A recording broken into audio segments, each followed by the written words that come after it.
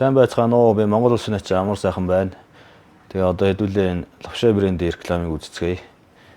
Одоо сүүлийн үед маа залуучууд бас техник технологи хөгжих хэрээр бас чанартай гоё бүтээлүүд хийдэг болсон байна.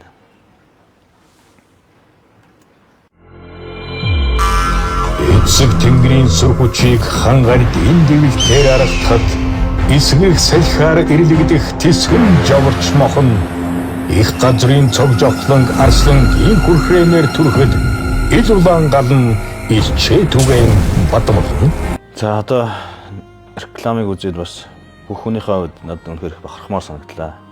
Авраг арслаа хоёрыг хараад бас өөрөө их гомгшил төрж байна. Энэ дүрслэлийг хараад тэгээд надад юу их санагдсан гэвэл одоо Монголд байгаа Монгол хүчрэх ирчүүд нь байна, хоёулаа зогсож байна. Тэгээд дээрэс нь эрдэс уур амьсгал, цаг агаарын тэр өвөрмөц гоё тэр цаад уул хадмад цас тэр бүгд их таалагдлаа.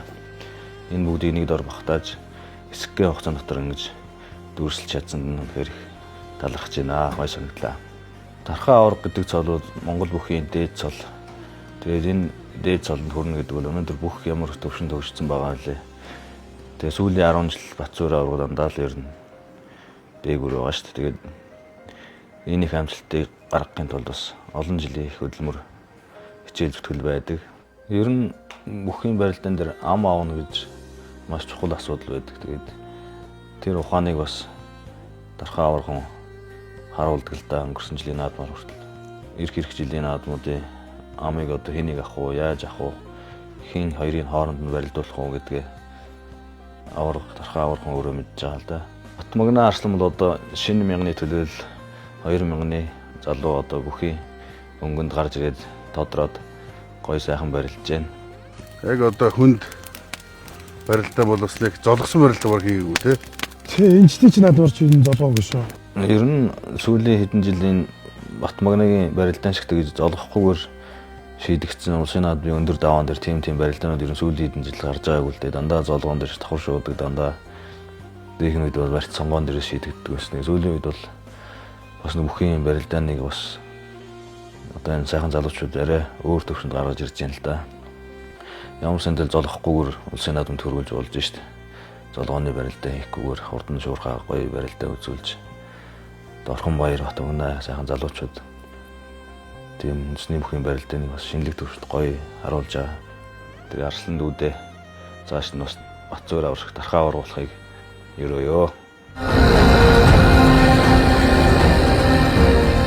Илгал дээр хийсэн мэт хэрийн салхины амттай лавшаа шүлийн хүч. Манай бөхчүүд бол угаасаа голчлон иддэг хоолн лавшаа л да. Яагаад гэвэл хурдан шингэдэг. Тэгээд барилдааны хооронд бас шилтэй хоол идэнэ. Яагаад гэвэл хурдан шингэж байгаа учраас. Тэгээд шилтэй хоол бол бөхчүүдийн брэнд хоол гэсэн үг.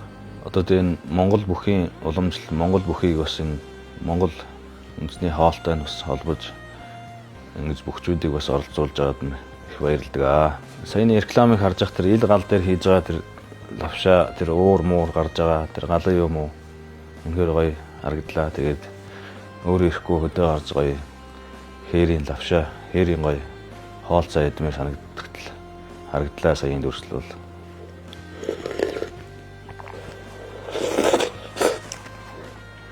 Би ч ер нь тэгээ шөлтөө хоолнд их дуртай юм дээ. Тэгээ 7 хоногт 4 идэж байна. За сүүлийн үед би энэ лавшаагийн ясны шөлтөөг нэдэд байгаа. Ясны шөлтөө нь болохоор байгалийн амьд юм шим тэжээлэр баялаг. Тийм болохоор бас алдагдсан энерги эрч хүчийг нөхөж өгдөг байгаа.